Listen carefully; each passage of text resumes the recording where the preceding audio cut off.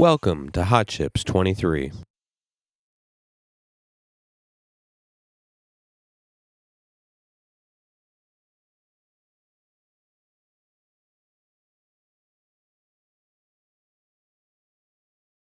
Session 1, ManyCore.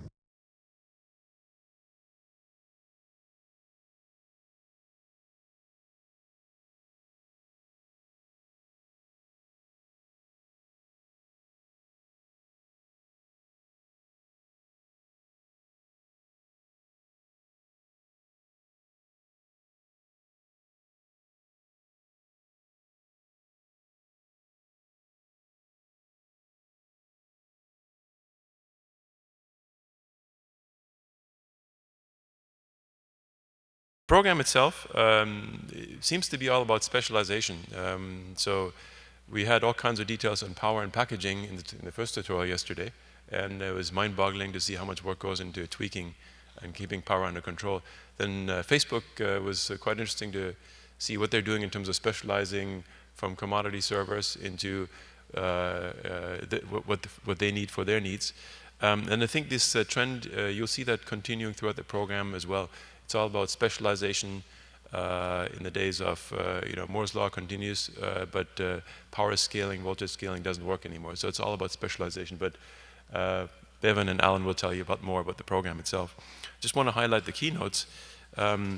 Since ARM is at the heart of a lot of the mobile gadgets these days, we thought to invite ARM over here to give one of the keynote presentations.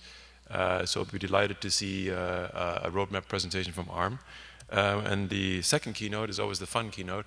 We have Willow Garage here. They are just from up the street over here, and they're building robots. And so it'll be quite interesting to see their presentation. But again, Alan and Bevan will tell you more about the details of the program. We have a new feature this year, and that is student posters. We always have a lot of good submissions from academia. However, we always seem to have the next big chip beating out an academic presentation. So we said, let's set up a separate track for student posters, and we'll have those being on display just outside in the break area over here in both the morning and afternoon breaks, both today and tomorrow. And the students are quite excited to mingle with people from industry. And please do step up to them. Don't be shy. Talk to them. And you'll be fascinated to find what they're actually working on.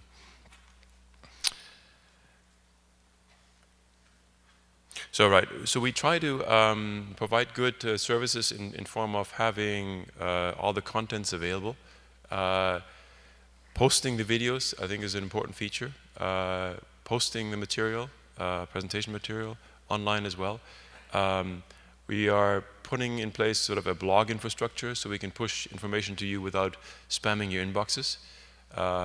So please let us know if you need any other forms of information channels that we can help you with. So we look for your feedback on that. And finally, we try to keep the conference accessible by keeping the price low. We don't think the price is painful yet. We're happy to report we've been debt-free for probably the last 5-6 years, as I can remember, unlike governments around the world. And we hope to keep it that way as well. But so most important is that you are coming over here, you help keep the costs low with your attendance. And we have our sponsors contributing to that as well. We have sponsor displays outside. Please visit them. I know the Rambus display is set up already. It looks quite interesting. Oracle is raffling off a Kindle. They told me to say no press and no government employees, or else they get into regulatory or compliance problems. But there's a raffle out there, and the other sponsors are just setting up now as well. So with that, I'd like to hand over to Alan and Bevan and to say a few words about the program itself.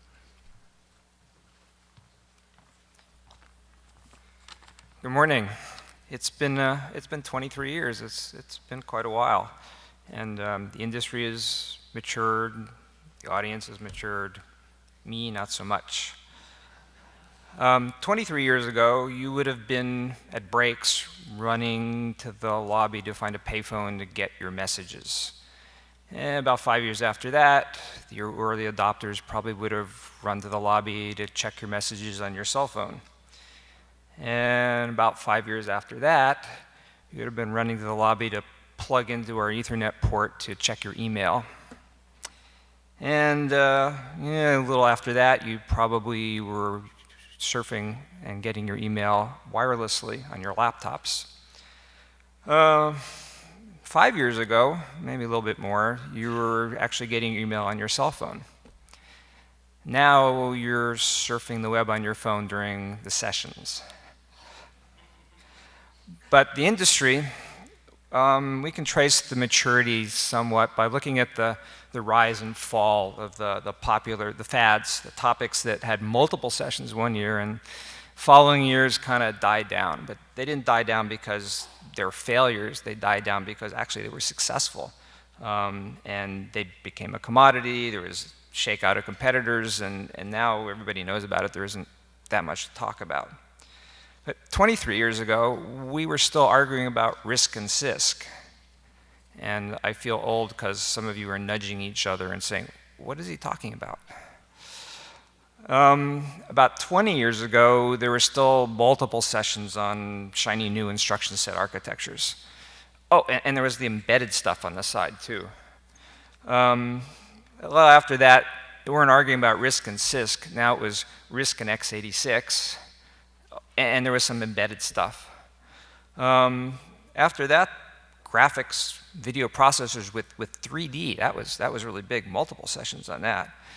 There was some embedded mobile stuff out there to the side. After that, there seemed to be VLIW and DSPs, and maybe it was some mobile and embedded. And then the next big thing was network processors. Everybody was going to do network processors, and some embedded mobile. 5 years ago, it was the shiny new WYSI high-performance mainframe server chips, and maybe a little bit of mobile and embedded too. This year, it seems to all be about multi-core, many-core, and power, and some of that mobile embedded stuff. But what you'll find this year is kind of strange. There's not multiple sessions of ManyCore. Every session has ManyCore in it, just about. And I'll let Bevan give some of the details.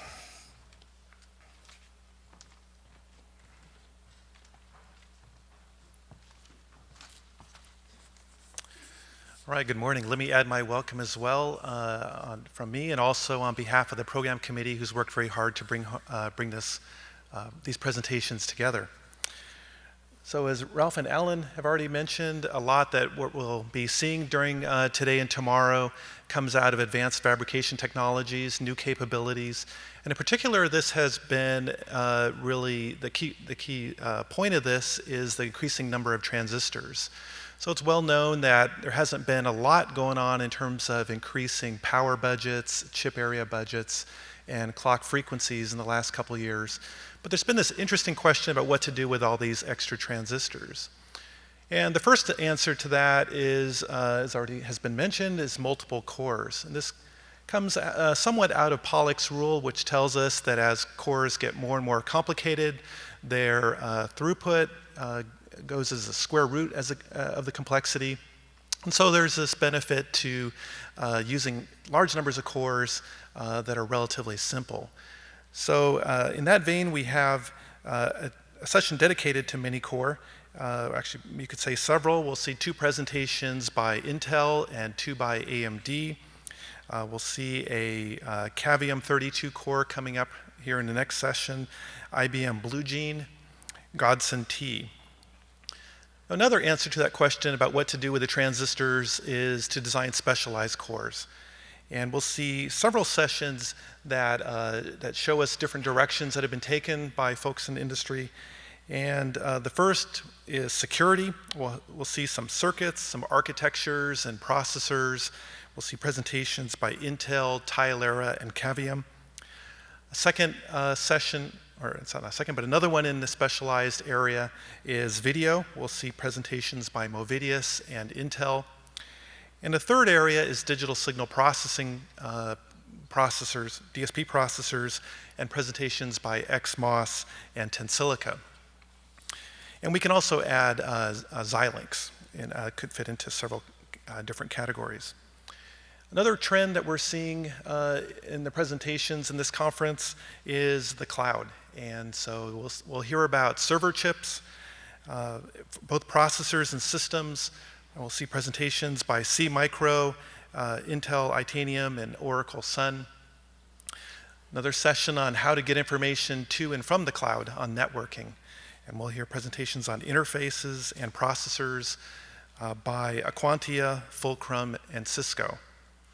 We also have a session on memory, some new packaging, some new ideas. We'll see presentations by Moses and Micron. And finally, some just of general interest, we'll see presentations by UC Berkeley and the Microsoft Connect. I want to reiterate what Ralph has already mentioned about our posters. So it's something new we're trying this year to try to integrate the academic community a little more actively. There'll be 6 posters out on the patio here. Please take advantage of that. We'll have student presenters from universities in the US, Canada, and Japan. And this is an opportunity to really interact with the presenters in a more active way, rather as opposed to the presentations here on stage. So please take advantage of that. All right, I'd like to turn it over now to Chuck Moore, who will begin our first session.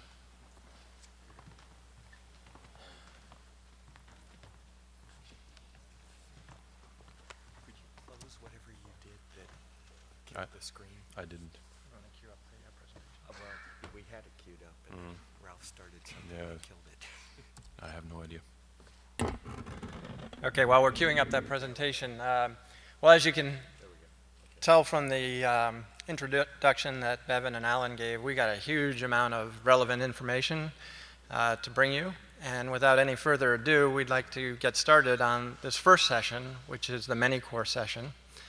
The first talk is entitled the Cavium 32-core Octeon 2 6800 processor. And Rick Kessler will be giving this talk.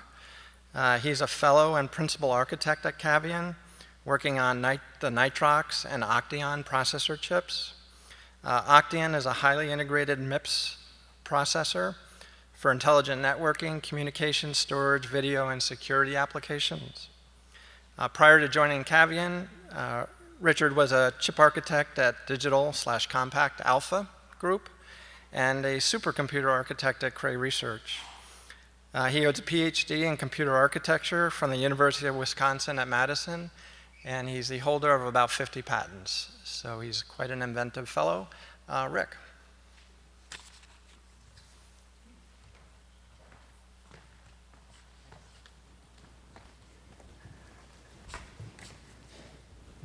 Thanks, Chuck. I guess without further ado, I'll get moving. I'd like to present to you the 32-core Octeon device from Cavium.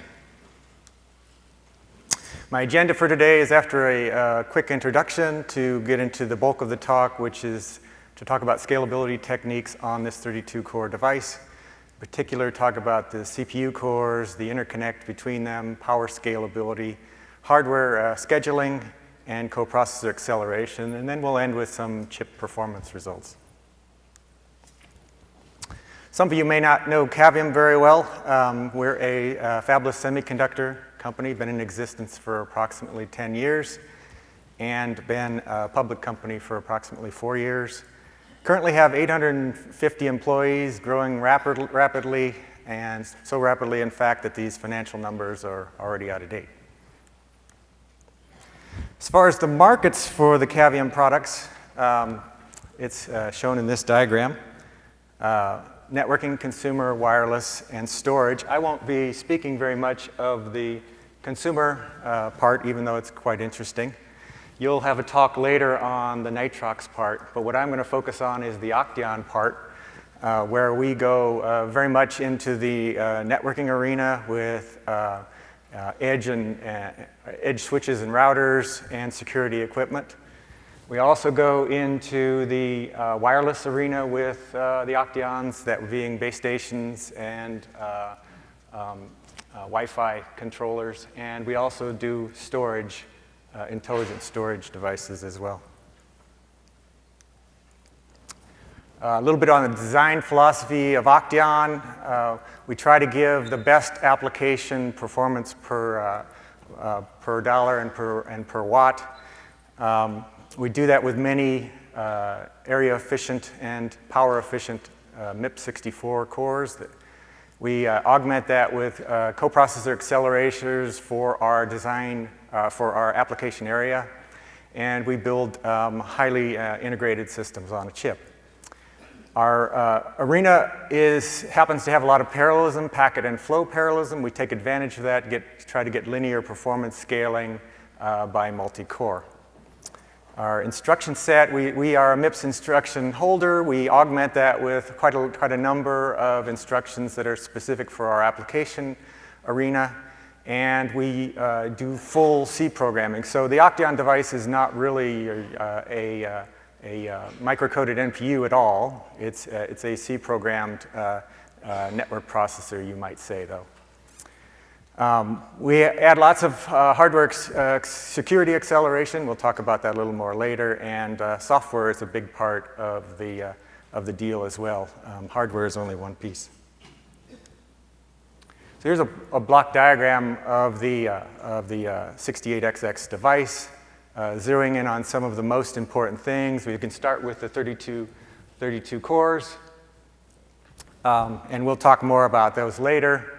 But the device goes up to 1.5 gigahertz, giving up to 96 billion instructions per second of throughput. And we connect those cores to a shared 4 megabyte level 2 cache, and also have 4 DDR3 controllers. The remaining IOs are SerDes with lots of different IOs that are interesting for the network arena. And then we augment all of that with coprocessor accelerators. We have an IO bridge from our internal interconnect to accelerators such as packet input, packet output, which are important since we're a networking device, and lots of other interesting devices for the networking and storage arena, some of which I'll discuss with you today.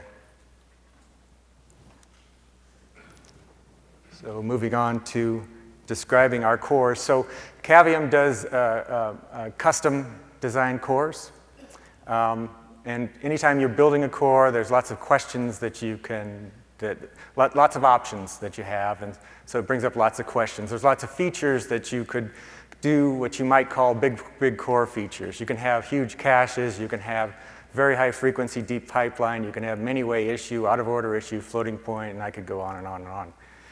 Ultimately, for our target market, the questions we tend to ask is, does the feature add more performance than it adds area and power? And is the feature difficult or expensive to implement or to take to production and support? The end result is we tend to build, with these sorts of questions, we tend to build smaller, more efficient cores rather than huge cores with tons of features. Zooming in a little more on what the core design is, you can see here on the left a little bit of a block diagram of the core. It is an integer-only core, so whereas some might have floating point, we have cryptography acceleration and packet acceleration in our chip. Level 1 instruction caches and data caches, and some write buffering as well. Generally, fairly svelte designs, and we'll see more about that on the next slide. The goals are to make it, first of all, be good at general purpose computing, use an industry standard instruction set so that the software is not difficult to make for this part, and that's the MIPS64 instruction set. We want it to be a great fit for our application area, that being networking, security, and wireless. MIPS per area and MIPS per watt is very important to us. Also, a very important thing is to use multi-core. A lot of people talk about using it to scale up. We also want to use it to scale down as well so that we can deliver to our customers a broad range of parts, from a high-end part all the way down to a low-end part with software compatibility.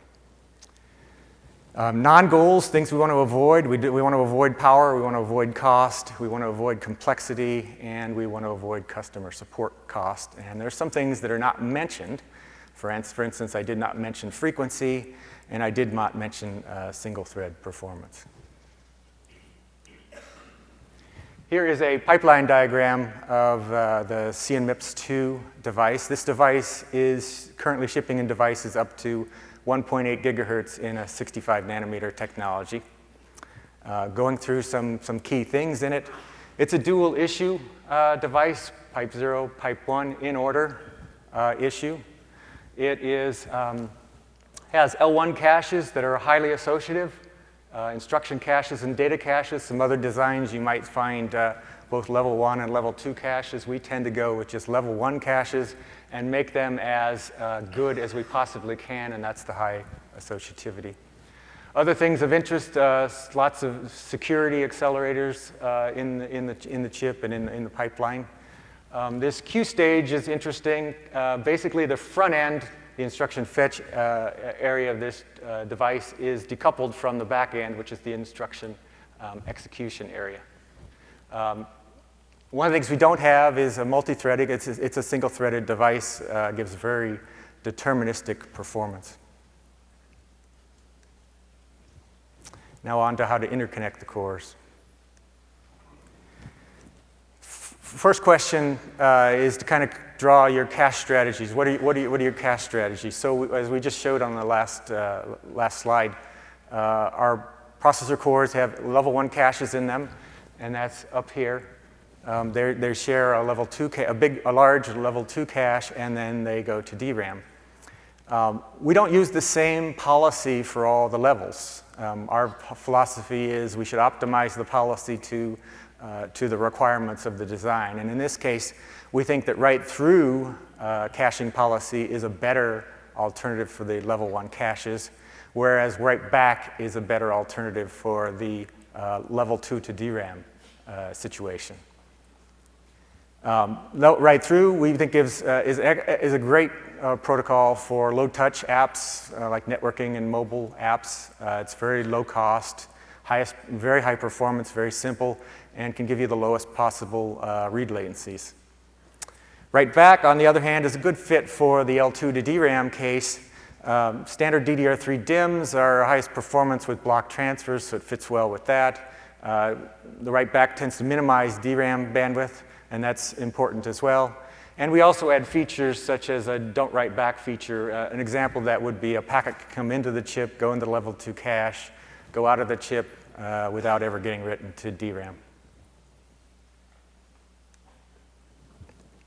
So let's zero in more on that level 1 to level 2 arena, the coherence in the memory model. We do a write-through, write and validate coherence protocol between our cores and our level 2 cache. The L2 cache is the L2 cache controller is the coherence point. So the L2 controller tracks the contents of the L1 cache and invalidates when needed to maintain L1 coherence. So that's a key part of this design. Another key part is aggressive write buffering in the cores. We have these 2 kilobyte write buffers in the design. Ultimately, it's fully coherent but loosely consistent memory model. And we also do optimizations for it, such as page-wise hints, to eliminate unnecessary write-through traffic from the L1s to the L2. So for example, an example of the hints are, we have pages you can set up and say, okay, this is a private page, so when I do a synchronization event, I don't need to flush these stores to memory. I only need to flush the shared stores to memory. Zeroing in even more on the L1 to L2 interconnect. This is a diagram showing the individual interconnects for a low core count Octeon device. For example, let's say core 1 has a cache miss and needs to do a fill. It'll send the address down the add bus, and in this case, the return data will come back to fill 1 and due to the core. And there's similar style for the stores. And we can redraw this as this, and we'll see more of that on the next diagram. Now, the issue we had on the 68XX, it's our first 32-core device.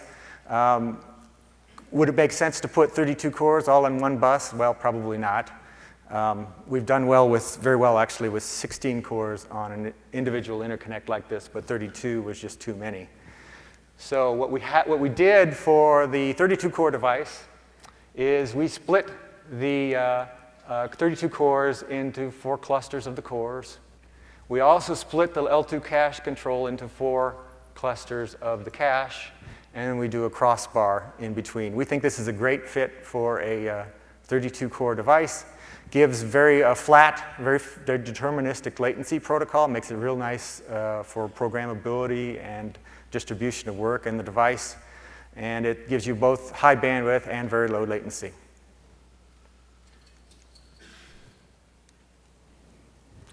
That floor plan actually fits very close with our, that diagram on the previous page fits very close with the floor plan of the chip.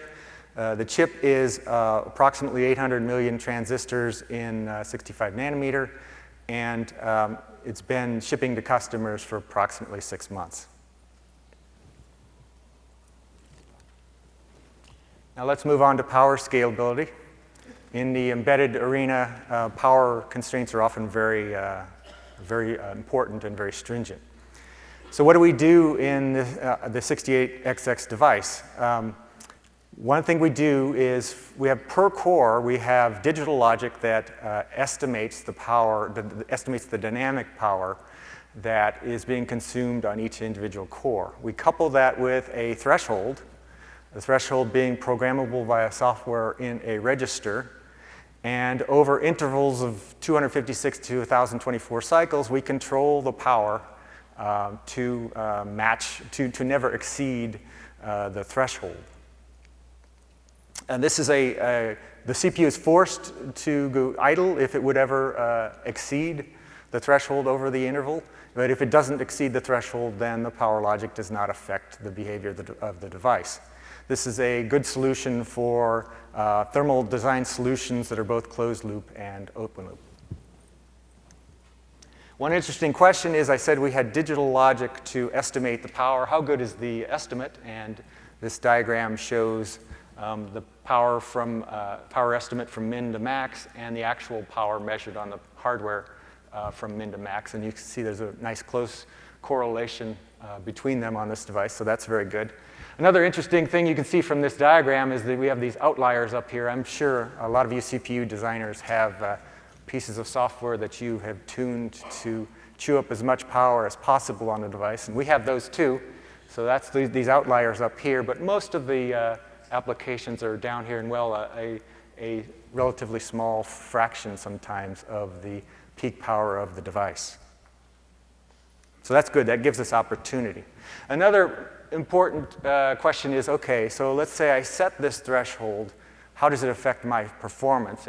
And this is a diagram showing it gives you, for zlib, exactly what you want. So if your power is less than the threshold, that's this flat line up here, the performance is unaffected. In this case, this zlib application has a power of approximately half the peak power, so we see a curve there, and then we have a nice linear region here until the performance goes down to 0. So the performance versus the threshold does exactly what we would like it to. This figure is showing how we can use this and other techniques to improve the thermal design power per dry stone instruction from our previous generation device in 90 nanometer to our 65 nanometer device, 65 nanometer 32-core device. So if you want to measure the thermal design per dry stone instruction for an individual CNMIPS core, including dynamic power only, or for the whole chip excluding I/O power, including both dynamic and static power, this shows how much improvement we got in that from the previous generation to the current generation. And for your interest, we broke this down into 4 things. One is the raw technology and the implementation. The other is, by default, as you saw in the previous diagram, most apps were, in fact, the vast majority of apps are below 80% of the peak power. So we have a standard power optimizer reduction to 80%. So that's part of the improvement. Another part is that the Octeon 2 CNMIPS 2 core gets better IPC for dry stone than it gets for than the CNMIPS 1 did. And the final thing you can do is you can tune for the fact that dry stone uses actually less than 80% of the power, so you can tune it down even further, and that's the top part of this diagram. The end result is if you tune it, you can improve your thermal design per dry stone instruction by more than 4x if you both look at the total chip case or an individual CMIPS core. The Octeon solution is unique here. It gives you very fine-grained power control relative to scaling the frequency and voltage. A nice thing is a low-power application is not penalized, whereas frequency reduction, all applications are penalized.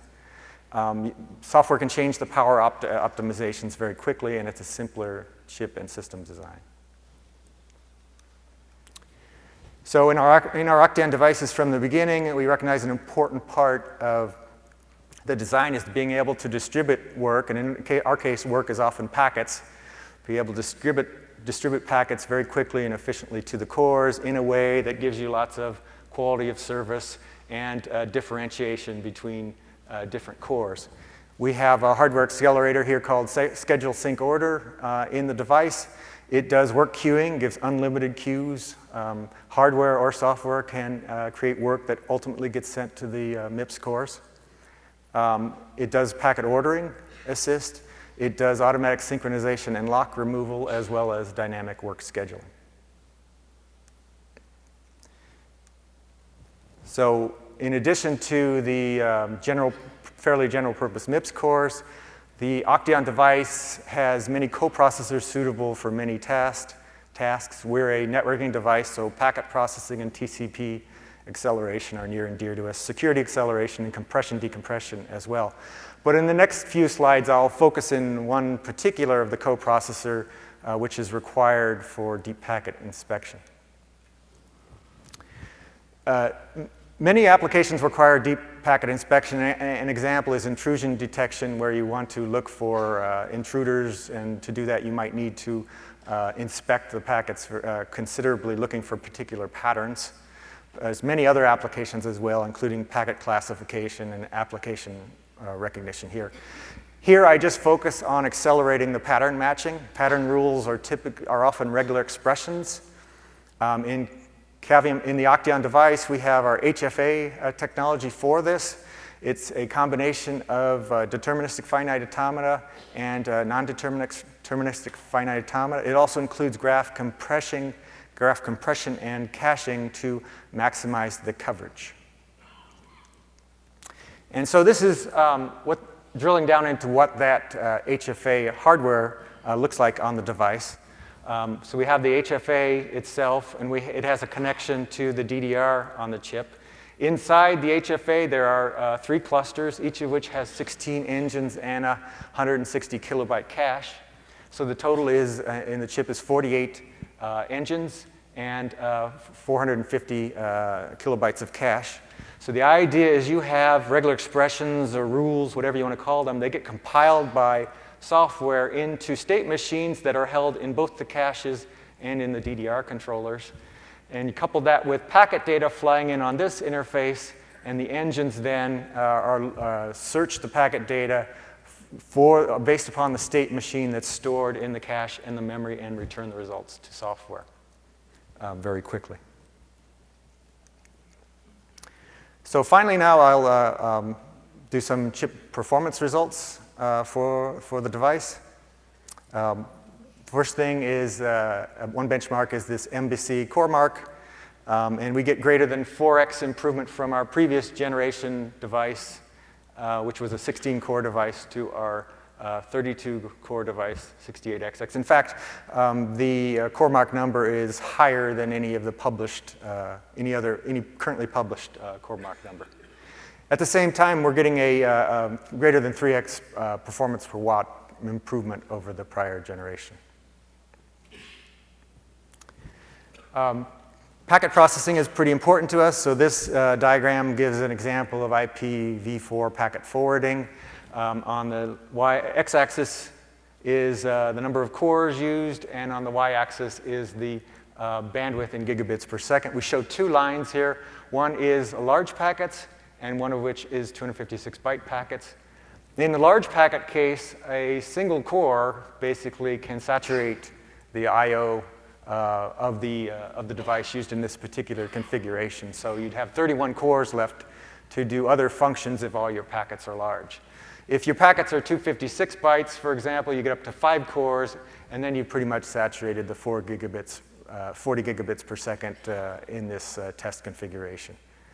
In either case, you've got in excess of 27 cores available for other processing.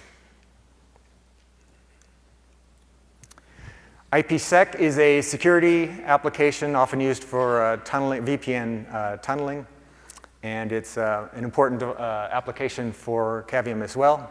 And I have 2 diagrams here showing that. This diagram on the left shows for packet sizes from 300 to 1,500 bytes, and on the y-axis is the gigabits per second. Basically, for all those packet sizes, the cores in the device can saturate the I/O in this particular configuration. And in fact, with the larger packet sizes, you can have up to 16 cores free for other processing. So what that really means is that the raw IPsec processing capability of the cores is approximately twice what the I/O is in this case. On the right side, we show a diagram with minimum sized packets, where we have number of cores and on the x-axis and speed up on the y-axis, and you can see scalability is very linear for a full IPsec application. So in conclusion, I've presented to you the 32-core Octeon 268XX from Cavium. It's a device with up to 96 billion in industry standard MIPS 64-bit instruction per second.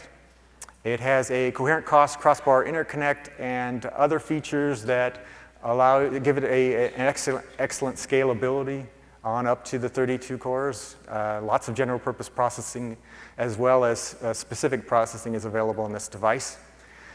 This device also includes power optimizer technology that gives you the ability to tune your thermal solution for your application or for your system or for whatever. And also includes lots of integrated coprocessors that are tuned for the particular application areas that Octeon is most suited for, that being networking, security, wireless, and storage. At this point, I guess I'll take questions.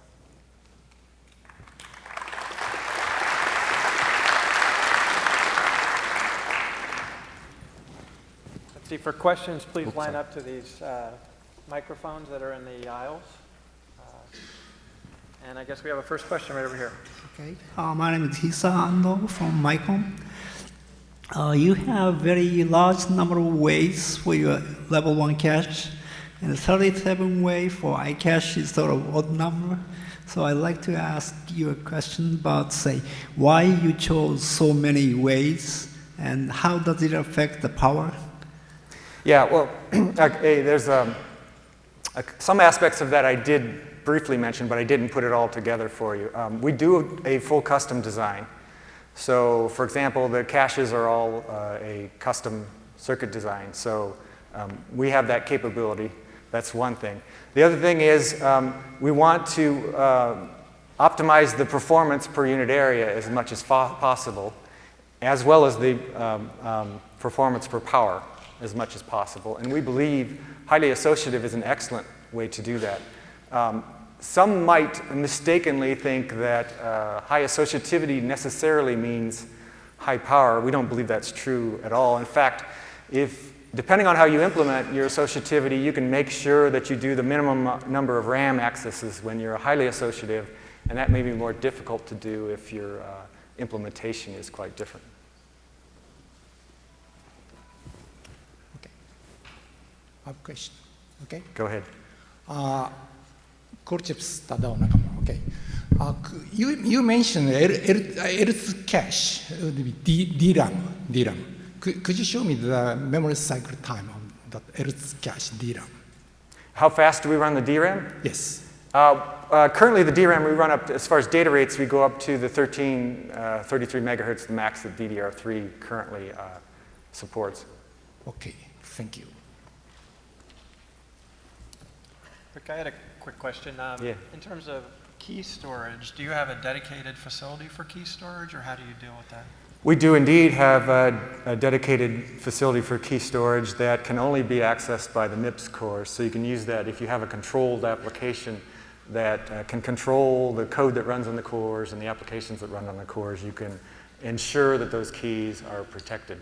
In future generation Octeons, we also have an authentic technology which takes it to the next level, where you can make sure that it's impossible for an attacker to get into the device at all.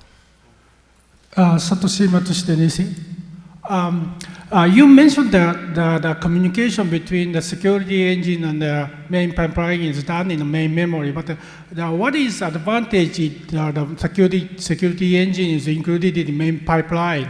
So is there any assist for the communication between those two pipelines in the core? Yeah, so your question is basically, why do we include cryptography in the core, right? Right. Yeah. So first of all, cryptography is near and dear to us. We think it's very important to do very well on those applications. It's part of our legacy. For small packets, having cryptography in the core is an outstanding way to go. It's, if you look at the overhead, it's going to take you to send a small packet off to an external coprocessor. It's going to cost you a lot more than it is just to do it locally. The other thing it gives you is it gives you a huge peak performance. By the fact that we have that in each core and it's copied in each core, our raw crypto performance is huge, and that shows up in the benchmarks as well. Okay, so does it mean the communication, data communication is done tightly with the main pipeline and the security pipeline? Well, the specific register set for that? The cryptography engines are somewhat asynchronous to the main pipeline. So what you can do is launch operations to the local cryptography engine, go off and do something else, and there's lots of something else's to do in the IPsec protocol, so that's a very useful function. Yeah. I see, thank you. Okay, final question, please. And name and affiliation, if you would. Sorry, my name's Haring, work for Intel. Question related to your the deep packet inspection hardware. So I realized that. So first, what kind of data rates do you support when assuming a snort rule set, sort of, for the deep packet inspection stuff, and what's the fractional reduction in the number of states that you achieve from going from a DFA to an HFA? So, yeah, I'm not sure I can answer the last one, but the first one, so our snort performance. As far as snort performance, snort has a lot of aspects to it, some of which is the raw regular expression throughput that is capable in this hardware. And the hardware is actually capable itself of 20 gigabits. But if you look at the chip as a whole, including both software and hardware, it can support much higher data rates on snort, so approaching more like 40 gigabits per second, because only some of the actual data needs to go through the hardware engine. Okay. And I mean, how do you achieve reduction in the number of states? You said HFA, and I mean, how do you? So you say that you do some sort of compression going from a DFA to an HFA. So. Yeah, the compression actually, what I was referring to was actually compression of the deterministic finite automata graphs. Not so much referring to the non-deterministic finite automata part. Okay, thank you. Let's give our speaker a final round of applause. Thank you. Thanks, Rick. That was great. One quick announcement. Dr. Alan Gara, you're probably missing something, and you should see Charlie in the lobby. Our next talk will be delivered by Dr. Ruud Haring, and it's entitled The Blue Gene Q Compute Chip, and he's going to focus on the SIMD floating point unit as well. Dr. Haring has BS, MS, and PhD degrees in physics from Leiden University in the Netherlands. Since 1984, Dr. Haring has been a research staff member at the IBM T.J. Watson Research Center in Yorktown Heights. And since 2000, he's been working on circuit and physical design for IBM's Blue Gene program, which is now actually in its third generation. So please welcome Dr. Haring.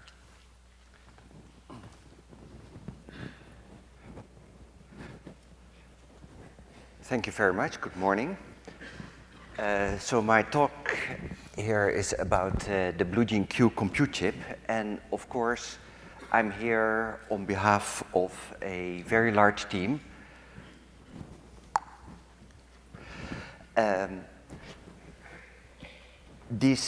Because Blue Gene Q is currently under development and is not yet generally available, I have to hedge my talk between legalese.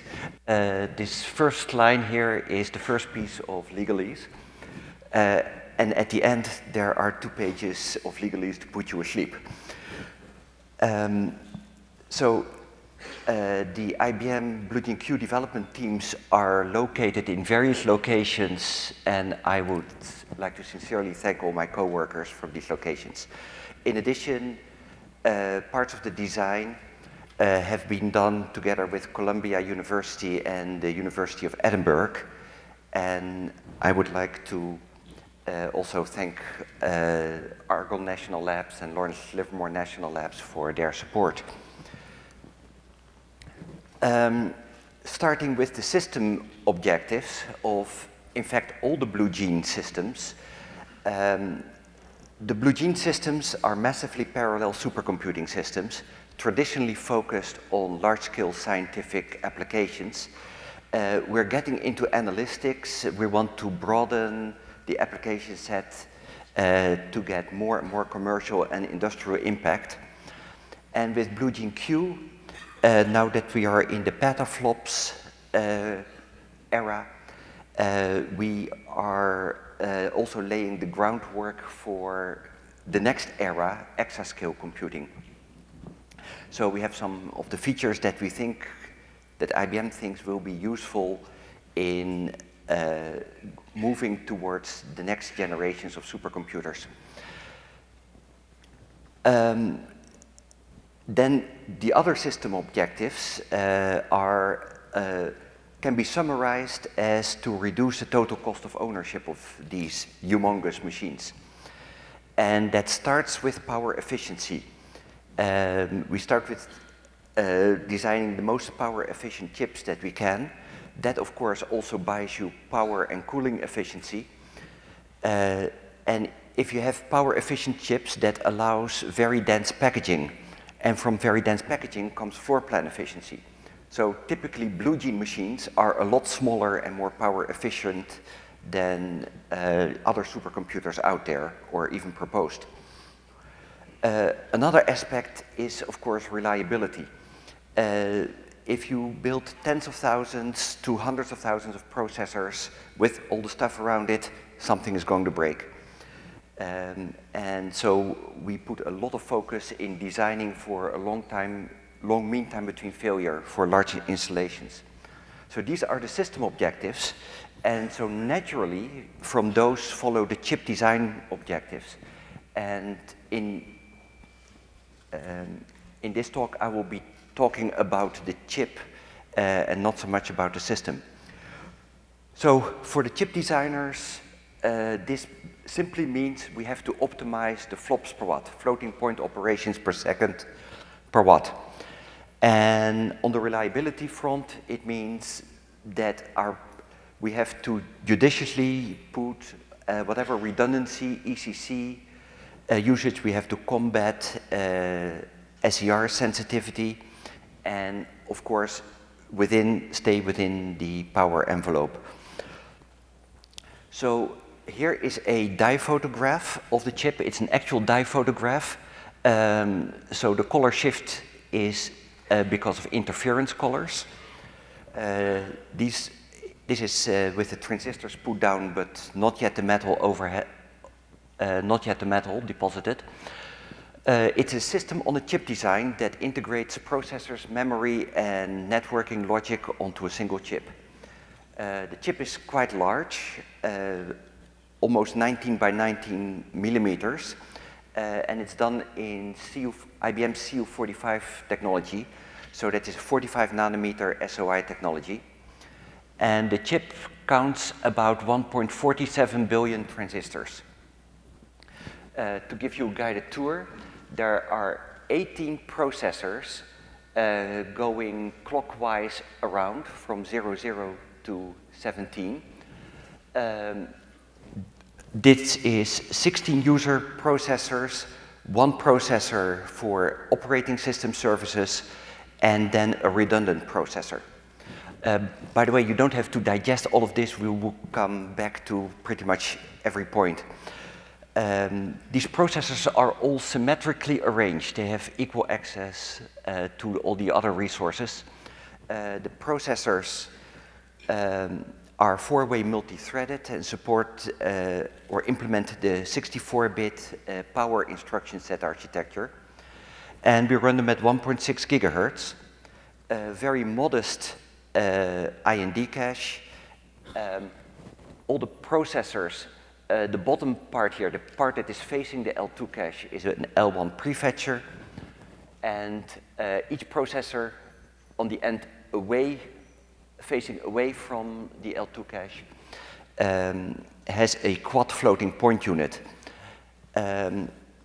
So if you multiply the quad floating point unit with the 1.6 gigahertz, diffuse multiply add, you multiply it all out, you come to that this chip has a peak performance of over 204 gigaflops at about 55 watts. In the middle of the chip, running at half frequency, is a large central shared L2 cache. It is 32 megabytes implemented with embedded DRAM. Those are these yellow and black blocks here, 128 eDRAM macros. There's a lot of computer science that goes into this L2 cache that I'll get back to. It's a multi-versioned cache with a bunch of neat trickery. The L2 caches, the cache misses, are handled in two memory controllers on the east and the west side that interface to these DDR3 IOs. So this chip is surrounded by DRAMs directly attached and currently configured with 16 gigabyte external DDR3 memory at 1.33 gigahertz. And the interfaces are 16 bytes wide plus ECC, 16 bytes each. Then on the south side of the chip, we have networking logic. Each chip can talk to 10 of its neighbors, plus some additional I/O facilities that I will talk to later in the talk, and as well a PCIe interface for external I/O. So focusing on the processor unit, one of those 18, is based on the A2 processor core that is mostly the same design as the core that went into the Power EN chip, edge of network chip that was presented at ISSCC last year, and which actually has quite a bit in common with the previous chip. So it's a similar kind of core. It implements a 64-bit power instruction set architecture. It is optimized for aggregate throughput. It's four-way simultaneously multi-threaded, has two-way concurrent issue, one instruction through the execution unit, so branch integer load to store, and another instruction through the floating point interface. These are dispatched, executed, and completed in order. The IND cache, as I said, is moderate, 16 kilobytes each. Four-way multi-threaded, so there are, the GPR has 4 copies of 32 entries by 64 bits, dynamic branch prediction, and this core, while designed for 2 gigahertz and up originally, we are running it at only 1.6 gigahertz, which allows us to reduce the voltage and thereby reduce both active power and leakage current. Now the IBM's embedded PowerPC core have this auxiliary execution unit interface that is at the Power EN chip is used for a single floating point unit. And what the Blue Gene team did is design a quad floating point unit that attaches here. And that quad floating point unit is this schematic. The quad floating point unit has 4 double precision pipelines, and those are usable as either a scalar floating point unit, or as 4-wide SIMD, or in 2 groups of 2 for complex arithmetic SIMD. This is all governed by instruction extensions to the Power instruction set architecture, and in fact, the Power EN chip has the same instruction units that also decodes our instructions. It's just that they don't use them. The pipelines are 6 stages. There's a 2-write, 4-read register file here that's actually physically implemented as dual 2-write, 2 reads. That is interesting because if you have a parity error in one half, you can reload it from the other half.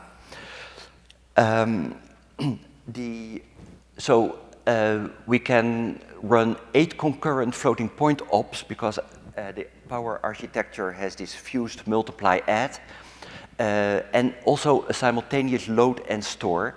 And then there is this permute unit that can reorganize the vector data and also supports a multitude of data alignments. On the other side of the processor core, you hear that I'm a physical design guy. We have an L1 prefetcher, the normal mode, and we put a lot of work into that. This was the work done with Columbia and Edinburgh. The normal mode is stream prefetching, which is adaptive. It starts with up to 16 active streams that are too deep, but in response to the observed memory traffic, the most active thread can steal resources from the less active thread, and adaptively we can go back and forth from 16 streams times 2 deep to 4 streams times 8 deep, each of an L2 cache line. In addition, we built 4 list-based prefetching engines, 1 per thread, and so activated by program directives, pragmas, that say bracket a complex set of loops. It can be used for repeated and complex memory reference patterns. For example, iterating on a differential equation. And on the first pass, it records a pattern, and on subsequent passes, the list is adaptively refined, tolerating missing or extra cache misses due to asynchronous events. Another feature that we put into L1 prefetcher is a wake-up unit. Normally, if a thread is suspended, you have a wake-up on interrupt, which implies a context switch. With this wake-up unit, we can just sleep and wake them up without context switching, so that helps with power efficiency and resource utilization.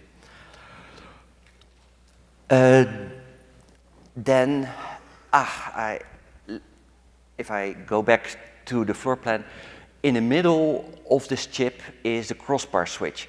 That is the only piece that is actually manually laid out and to basically organize the wiring. The rest is all synthesis and routing.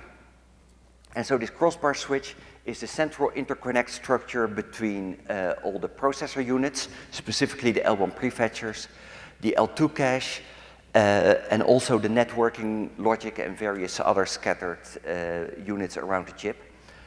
It runs at a half-frequency clock grid.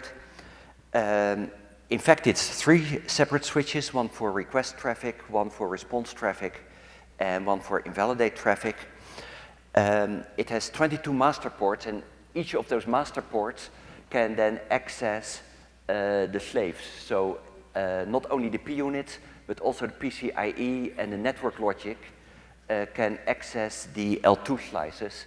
And so network to L2 slices, that is the remote DMA facility. As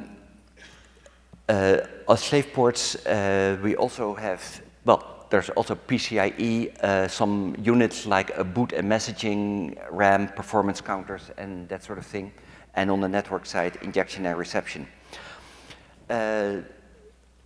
This takes a lot of wiring resources. If you add up the overall bisection bandwidth when the chip is cranking, when all these units are cranking, it comes down to 563 gigabytes per second. The L2 cache is very interesting. It's 32 megabytes, 16-way set associative with a 128-byte line size. It is the point of coherency between all these processor cores. It's organized as 16 separate slices, 2 megabytes each, where each slice contains these 8 embedded DRAM blocks, plus all the directory SRAMs, buffers, control logic. And what it implements is a multi-version cache.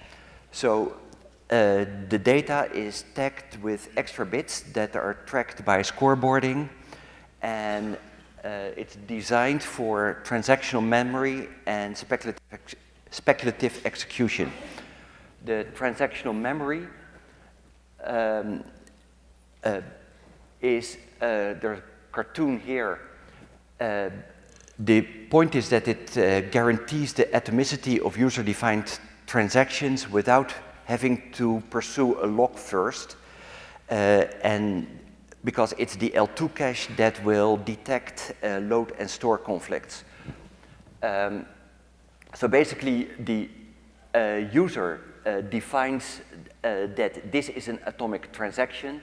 It goes ahead, and in the L2 cache, if at the end no load or store conflict is detected, that is noted, and then software has to inquire whether this transaction succeeded. If there was a load and store conflict, then in transactional memory, it is, since there is no preferred order, it is up to the software to resolve it. Speculative execution is where you have, in principle, sequential code, but with independent sections. And so you can follow pretty much the same cartoon. However, in that case, there is clearly a parent thread, a first child, a second child, etc. So if there is a load or store conflict, it is resolved by the L2 cache according to the original sequential semantics. And then software will need to restart the invalidated child segment. The L2 cache, since this is now a 64-bit processor and we don't use all the address bits, we enlisted the unused bits to define a set of atomic operations.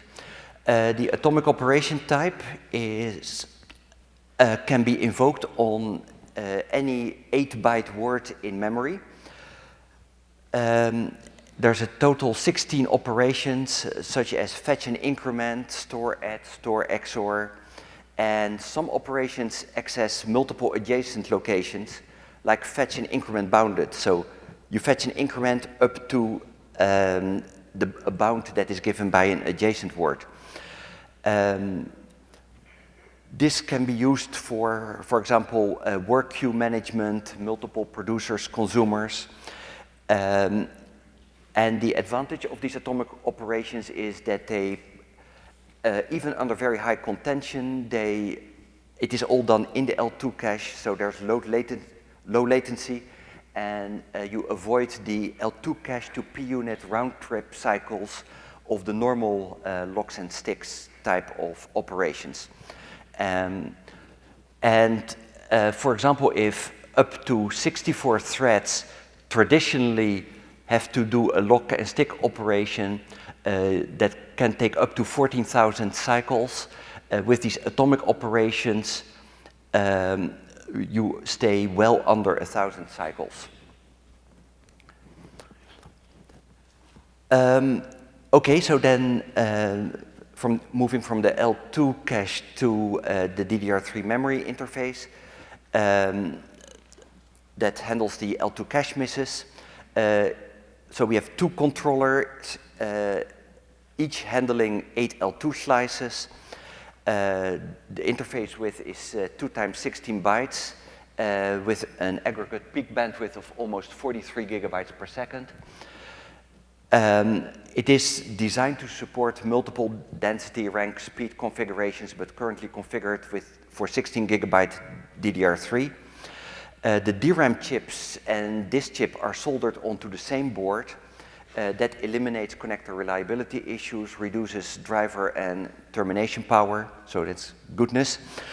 Very extensive ECC capability with retry, full or partial chip kill. And then the DDR3 PHYs are now integrated I/O blocks that combine 8 data bits and a strobe, or 12 to 16 address or command bits, integrated with all their delay lines, calibration, impedance tuning, etc., into one solid block, basically a black box for us. Finally, the networking logic on the south end of the chips. So we have 11 communication ports that are bidirectional, 2 gigabytes per second each direction, implemented with high-speed serial cores. For I/O chips, that is the ones that connect to the file system, 2 of these links are repurposed to PCIe generation 2, and then we have a PCIe interface to InfiniBand or 10 gig Ethernet. So with these 11 ports and the local injection and reception, the on-chip networking logic effectively implements a 14-port router with support for point-to-point messaging, collective and barrier messaging. It also has integrated hardware assists for floating point and fixed point arithmetic. So if you do an all reduce, for example, the total energy in a molecular dynamics calculation, these packets can flow through the network and do not have to bother the processor cores. And as I alluded to before, integrated DMA that so that the network is immediately connected to the on-chip memory system so that processors can get at the memory of adjacent chips. So with all these hardware assists, most aspects of messaging will be handled autonomously without disturbing the processor units.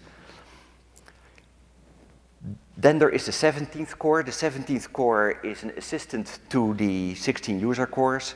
It's designed to handle operating system services, such as offloading, interrupt handling, the completion of I/Os, messaging assists, like a pacing of MPI, offloading a RAS event handling. All of that reduces the operating system noise and jitter to the user cores. So the user cores actually have a very quiet environment that helps user applications to run predictably and reproducibly. The 18th core is for redundancy. This is my baby, so here you get one of the sketches. It's laid out with scan chain arrangement, 3 scan chains in per core, 3 scan chains out. They are the same 3 scan pins driving patterns in. They're on the output side, they're kept separate. So with testing, it's very simple to see if a core is bad. And then if a core is bad, we do a physical to logical processor ID mapping. so that the bad core gets assigned the last logical ID and all the other ones shift by one. It is completely inspired by the way array redundancy works. This scheme markedly increases the yield of this large chip. The redundancy can be invoked at any of the manufacturing test stages, wafer, module, card, or system, and that in fact reduces the time to market because we don't have to have perfect wafer test patterns before we can build cards and systems. The redundancy info will travel with the physical part, so it's stored on chip in the eFuses or on card in the EEPROM. And at power on, the info is transmitted to the P units or the memory system to make this logical to physical mapping. And then, yeah, this last core, if it's perfect, it's the redundant core. If it's bad, like here, it's the bad core. We just shut that down. So this keeps within a single part number flow. And software never sees the difference. Packaging-wise, so chip goes into module. We have either a water-cooled or an air-cooled heatsink. This is the water-cooled one. They are arrayed in a drawer-type fashion, 32 of them. 16 of those boards go into a half-height rack. So 2 of those blocks, this is then a 512 way. 2 of those blocks, that is 1,024 of these chips, go into a rack. And so by that point, you have 200 teraflops. The air-cooled ones are used for I/O processing. They go up on the top or a rack on the side. Between racks, it's all optical interconnect. And so you can start building very large replicated supercomputers. What was hard about this? Well, this is the paranoia chart. Area, power, soft errors. So area, the redundant processor core really helps. In power, as I said, we run the chip slower at reduced voltage. And of course, we deployed all the methodologies to try to keep the power down. With soft errors, we put ECC, parity protection everywhere. We used stack latches, dice latches wherever necessary. And part of the enemy was ourselves. The processor cores were custom designed. The rest of the chip is an ASIC, required the merging of different clocking, latching, timing, and test methodologies. Logic verification for these big chips, and especially the transactional memory and speculative execution, becomes quite involved. We used cycle simulation, hardware accelerators, an FPGA emulator. And test pattern generation is still a problem every day because while we have these supercomputers, those are still single-threaded operations that take weeks. So turnaround time for these big chips is really becoming a bottleneck. If there are any EDA persons in here, I would like to talk about parallelization of that. So conclusion, the Blue Gene Q chip will be a building block for a power-efficient supercomputing system that will be able to scale to tens of teraflops per second. It introduces architectural innovations for multi-threaded and multi-core computing. This speculative execution and transactional memory. The on-chip networking logic allows very dense and high bandwidth chip-to-chip interconnect with various hardware assist devices. And so with all that, the first prototypes are already at the top of the Green 500. Whoops. The processors are homogeneous, so the Blue Gene community does not believe in heterogeneous processing, GPUs and the like. I'm sure that we will have interesting conversations about that. The compilers will be available to use the hardware assists. It supports open standards, MPI OpenMP, but also other programming models like Charm, global arrays, UPC. Applications are currently in bring up and scale up. The thing works great. And the rest, you can read the disclaimers. It's nice bedtime reading. Thank you very much.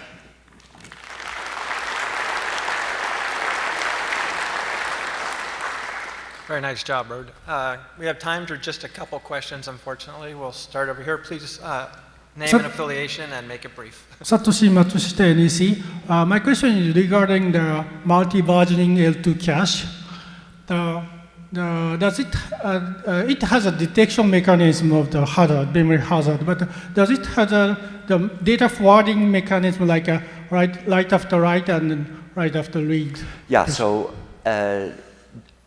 the write after write, so basically all those hazards are detected in the L2 cache, and then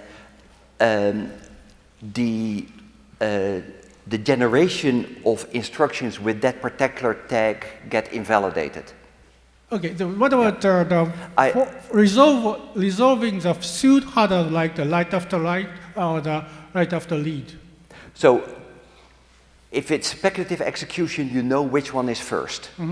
If it's transactional memory, basically the parallel programmer made a mistake and we issue then an interrupt. Now, I am not the architect of this, so if you give me your email address, I can get all those questions answered. Thank you. More authoritatively.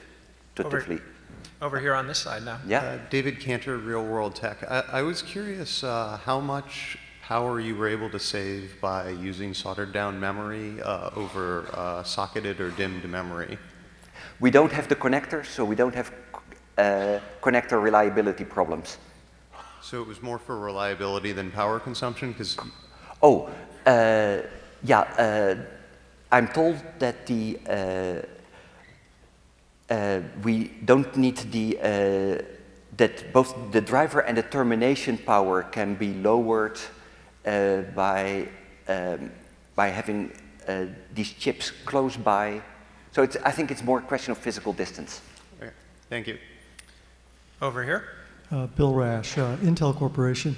I was wondering how the floating point instructions on the Blue Gene Q are related to the floating point instructions on the power processor or on the previous generation Blue Gene processor.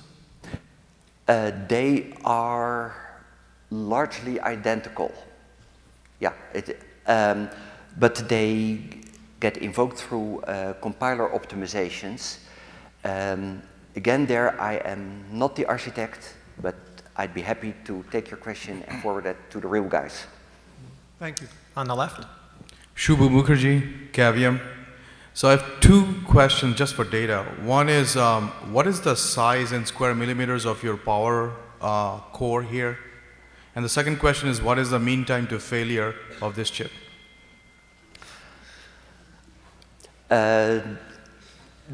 The mean time to failure of about 100,000 chips should be in the order of 3 weeks. Okay. The size of the processor, I think, is something like 1.5 by 2 or 2.5 millimeters of that order. 2.5 square millimeters. The whole chip is 19 by 19 millimeters. So you can actually measure it from the floor plan. So the core is 2.5 square millimeters and 45 nanometers? Something of that order, yeah. Thank you. 2.5 to 3. On the right. Hi, Doug Boyle from APIC Corporation. This is a very impressive design. Could you estimate how many person years went into this design? Typically, I interact with a team of about 50 people over the course of about 3 years. When we wanted to hand out awards the last time, we added up to about 400 people total. So I would say we are of the order of a few hundred, 300, 400 person years. Thank you. Total. So it's a system on a chip ASIC type of approach, which is consistent with the size of the market for high performance computing. You can't afford your own custom processor design. So you do the best you can by gluing together whatever you can beg, steal, or borrow. Okay, congratulations on the good job. Thank you. Rick. Okay. Hi, Rick Merritt, EE Times. Could you say a little bit more about your implementation of transactional memory? I know it's been studied. I'm not sure I've seen it before in a commercial chip, and I'm wondering what you may have learned about the use of that technique going forward. The first thing I should say is that it needs a sheer genius to actually do it. It takes an awful lot of verification by very dedicated people to get it done. We built a complete FPGA emulator of the whole chip. So multiple FPGAs on a board dedicated and and it worked first pass. So it is really a question of thinking it through very clearly, but we actually made it work without bugs first pass, thanks to the verification. Yeah, I think the remainder of that will have to go offline, unfortunately. Yeah. I think last question. Andres Lipuchin, T Platforms.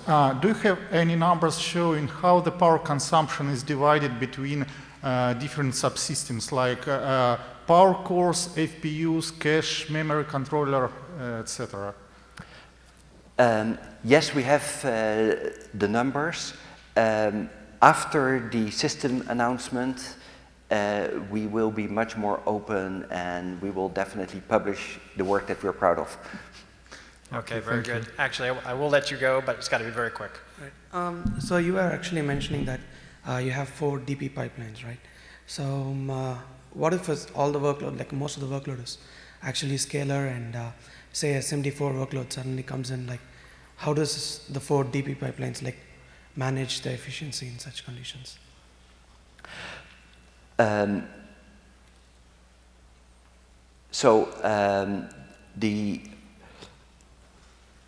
This machine shines, of course, in high-performance scientific computing. Okay.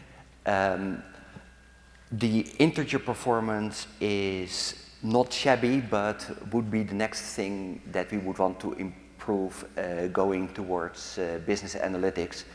The strength of this machine is floating point performance and interconnectivity. Okay. We'll take the rest it is not a general purpose computer. We're going to have to take the rest of that offline. That's a long answer, I think. But thank you very much, Dr. Haring.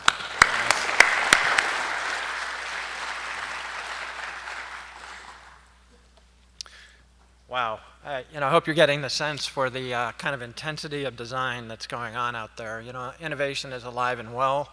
This focus on power is just, absolutely extreme. Our next speaker is Dr. Dongrui Fan, and he's going to talk to us about a highly efficient architecture for the Godson-T ManyCore processor.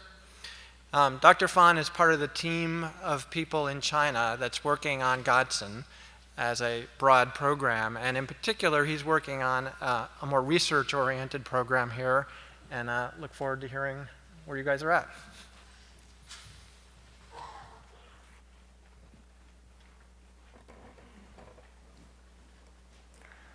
Thank you, Chuck. It's my pleasure to be here to introduce our work about Godson-T processor. This project, we started this project about 5 years ago, and it's supported by a national basic research funding in China. And this design is totally different from the previous design.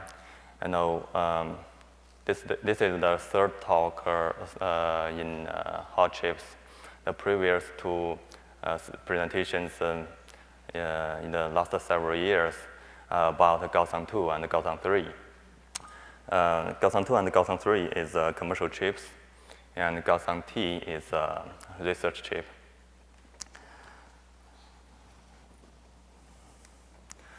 Today I will introduce the background of Godson-T development, then the Godson-T features, and finally the Godson-T design and the implementation.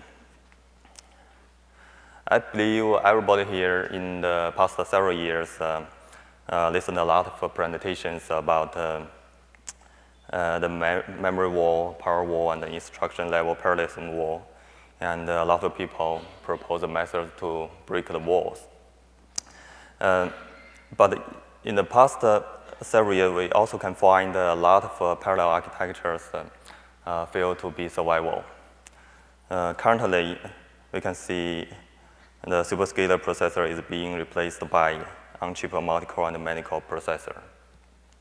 And in ICT, we have two teams to design processors. The first team is Godson-T team. They are responsible for the multi-heavy core design. And they just tape out a chip with 8 cores with a 256-bit vector instruction. And for Godson-T, we designed Godson-T with a moderate DLP, but with strong stride-level parallelism exploitation. So in the future, we wish we can combine them together to form a heterogeneous ManyCore design, like this one. Of course, when we design a new chip, there's a lot of challenges, including the power efficiency, including the performance. You know, when you design a processor from 1 core to 1,000, the performance is hard to be scaled to get a linear speed up. And also, how to provide a converged ManyCore solution in a standard programming environment, and how to realize the software-hardware co-design. Also, the platform is also a challenge because we have to think how to maximize the usability, including provide the runtime system, compiler, library, and the ManyCore debugger mechanism. And what we can do for the productivity side, we think most sequential programmers are not ready to switch into parallel programming. So we think we should keep a conservative programming model and make incremental improvement. For the performance side, because so many cores can be integrated in the chip, so on-chip synchronization is fast. We should handle all synchronizations on-chip. And on the other side, flops are cheap, memory communications are expensive, so we should treat flops for communication latency. And also, we think we can use data-driven fine-grained parallelism on the chip to get speed up. But when we add new features on the microarchitecture, we have to be careful because it may affect the productivity. So how about the motivation? First, our target is to design a chip for high-performance computing. And we want to utilize the ManyCore to accelerate one program. The method is we want to partition a program into fine-grained threads. But the problem is we have to reduce the cost of data communication among the threads and reduce the cost of thread synchronization.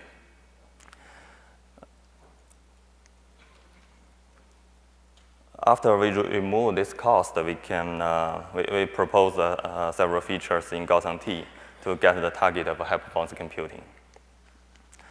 Let me introduce the Godson-T features. On the Godson-T processor, there's a runtime system. And this is the microarchitecture of the chip. This is the third version of Godson-T processor. You know, for the first version and the second version, I find when we increase the number of processing cores, after we get the 8 cores, we find that the performance cannot be scaled. It's always stable or go down. So we have to increase several new features to make the performance scalable. And from this graph, you can see the 64 cores are connected by 2D mesh network. Actually, it's connected by 2 sides of 2D mesh network. And around the chip is a shared L2 cache, the pink one. And there's also have a synchronization manager. It's a hardware synchronization manager. all the synchronizations can be realized among the 64 cores by using the synchronization manager. For each core, we have L1 local memory. The local memory can be configured as L1 cache or scratch pad memory.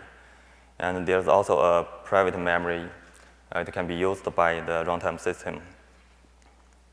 And for each core, they also have a data transfer agent. The data transfer agent, the function of the data transfer agent is similar to DMA, but much powerful. And the instruction set is a MIPS 64 with SIMD extension and synchronization extension. And it's an 8-stage pipeline, dual issue per thread. It's an in-order design. And for the L1 memory, it can be automatically mapped into stack address space. And we have a full empty bit tagged on each 64-bit slot, enables efficient producer-consumer style synchronization. The interconnection, they are separated routers with each processing core. It's just a static XY wormhole routing and round-robin arbitration. Outside, it's 2 independent physical networks. For each side of a network, it's a 128-bit link for each network. It's guaranteeing the in-order point-to-point communication, dialogue-free, leave-log-free, and scalable. This is the memory hierarchy. It's a general memory hierarchy. The only difference is the L1 local memory. As I mentioned, it can be configured as a scratch pad memory or L1 cache. We realized the clock gating on the chip, and also the runtime system can monitor the status of each core at the program level, and it can shut down or turn on cores separately, and it can reassign tasks by using the runtime system. There's some architectural support for multi-threading. For the cache coherence protocol, it's a lock-based one. We use a lazy cache coherence protocol, realize the pure mutual exclusion synchronization instruction without memory accesses. And this protocol eliminates busy waiting for locks, and more scalable than bus Snoopy and the directory-based cache protocol. I will show the process of 2 threads. They communicate, and they compete each other for the same variable. And you can see this thread will acquire lock and execute x equals 3. This process is supported under the execution of synchronization manager, and they will access the same bank of shared L2 cache. First, they will occupy an entry in the synchronization manager, then release the entry. Then the second core get a lock and finish the execution. Introduction about the data transfer agent. It's a programmable synchronous data transfer agent. You can think it's a coprocessor. There's a 64 data transfer agent on the chip. It supports vertical and horizontal data transfer agent operation. That means the data can be transferred among the 64 cores directly, and it also can transfer data from scratch pad memory to L2 cache or to off-chip memory.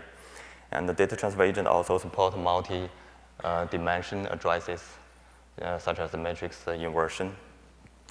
And there's also 2 features related to data transfer agent. First is the network load perception. it can realize automatically flow control of the network. And the other feature is fine-grained synchronous operations. This graph shows the process of flow control mechanism. The source node can send the DTA operation to the target node. On the channel, there's a traffic awareness node. They can give feedback to the source node about the congestion of the network. And the source node can control the package injection to the network. And the synchronized DTA operations is like this. Basically, there's a data accessing overhead and a computation overhead. We just want to overlap these two kinds of overhead. We use the data transfer agent to reduce the execution time. But they still have bubbles. So we realized the synchronized data transfer agent with the help of full empty bit. This is a kind of data-driven synchronization mechanism, and we don't use any other hardware consumption because, as I mentioned, one cache can be configured as a scratch pad memory. When it is configured as scratch pad memory, the cache tag will be used as a full empty bit. So we can realize synchronized data transfer agent. When the necessary data arrive on the L1 memory, the processing core can execute. And we have some evaluation on the simulation.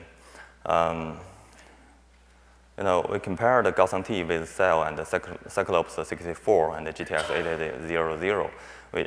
We just want to see the efficiency and the performance of Godson-T. The peak performance of Godson-T is 192 gigaflops.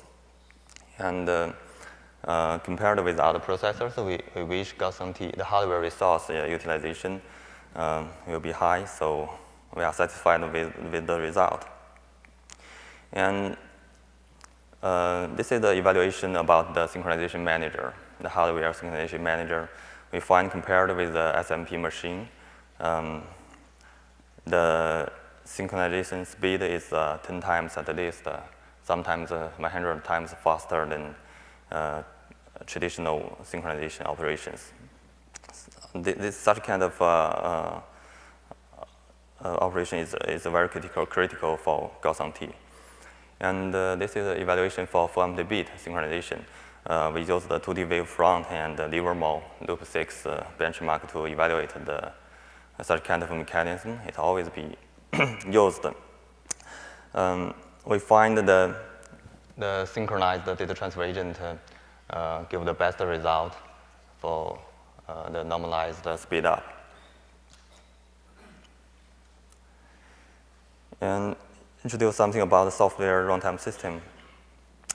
When you program Godson-T processor, it's not too hard. You just use the C programming language and plus PthRead API. Of course, the library of PthRead is replaced by Godson-T library. And it supports master-slave style thread execution. So it can compatible with a large amount of conventional codes on shared memory system. This graph shows the process of how to create a thread on the private scratch pad memory. First, the master transmits parameters to slave. Then the master sets up a PC and register context for slave. Then the slave function begins execution. The private memory acts as a local stack.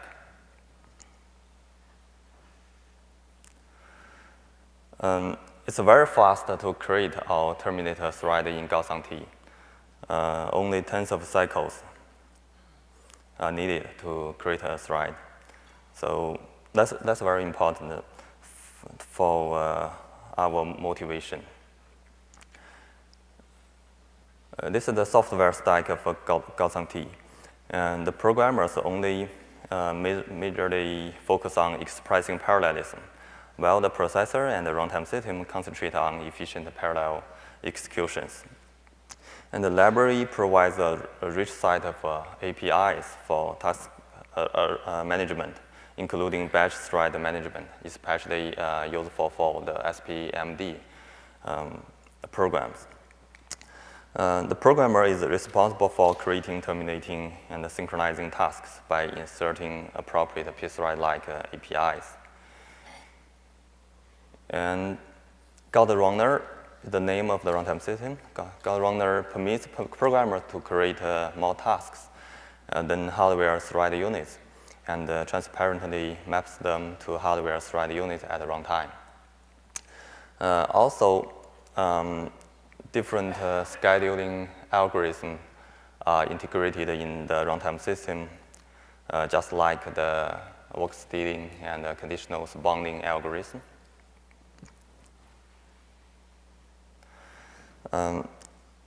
Finally, we evaluate this design based on proposed features.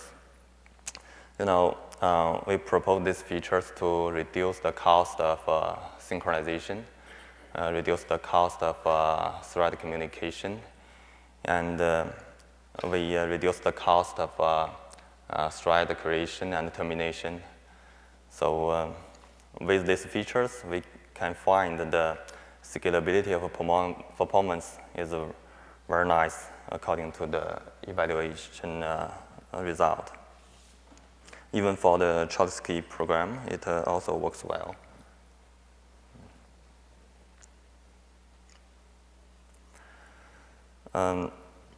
Introduce something about Godson-T design and the implementation. Because we have data-driven parallelism and fast on-chip synchronization management, and efficient implicit and explicit memory management, we can use only one API to configure the L1 memory. And for some programs, it's very efficient. We only need to modify several lines of code, especially for the graph-like algorithm. We can find that the cache miss will be reduced a lot. And with the efficient task management, we can find, we decide to tape out the chip to verify all of these ideas on the chip. Of course, we have to build other tools for the processor, including the trace analyzer and the statistic information analyzer, and the performance monitor. And we also built a parallel simulator for Godson-T. Using the simulator, we can simulate 64 Godson-T processors. That means we can simulate 4,096 cores on the cluster. And we also built a FPGA platform for Godson-T processor. The right part of the graph shows these analyzers and the monitors.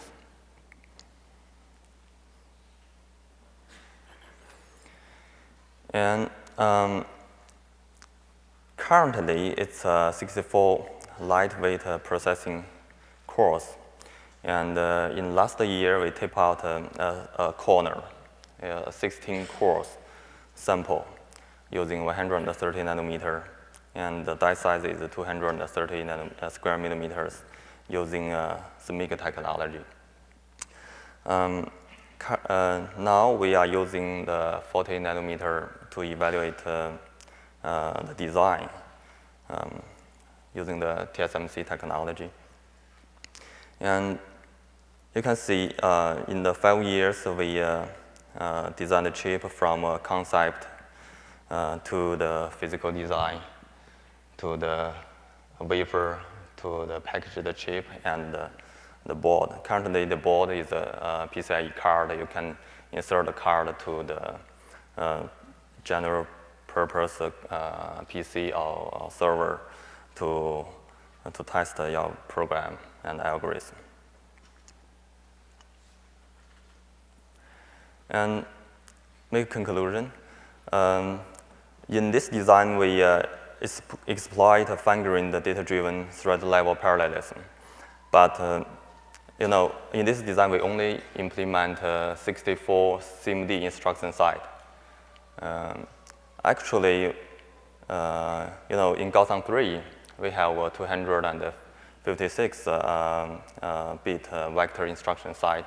So all the features in Godson-T can combine with the long vector instruction site of Godson-3. The second is the Godson-T is a scalable ManyCore architecture research platform. For the sample chip, we can shut down the banks of L2 cache. We can shut down a side of network. We can choose the number of DDR controllers. We just want to study the relationship between the bandwidth and the computing resources. And it's a good research platform. And we think Godson-T keep a good balance between the software and hardware to gain the acceptable programmability and the performance. There's about 30 guys working together for this research chip. And currently, we build about 50 guys for the next generation. You know, this generation, our target is high-performance computing. But for the next generation, we want to focus on the high-throughput computing around the internet. You know, the applications we use currently is the applications running on the data center, just like all kinds of services and the memory cache and such kind of network multimedia, such kind of applications. So we wish after several years we can propose a processor for the network, for the data center. Thank you.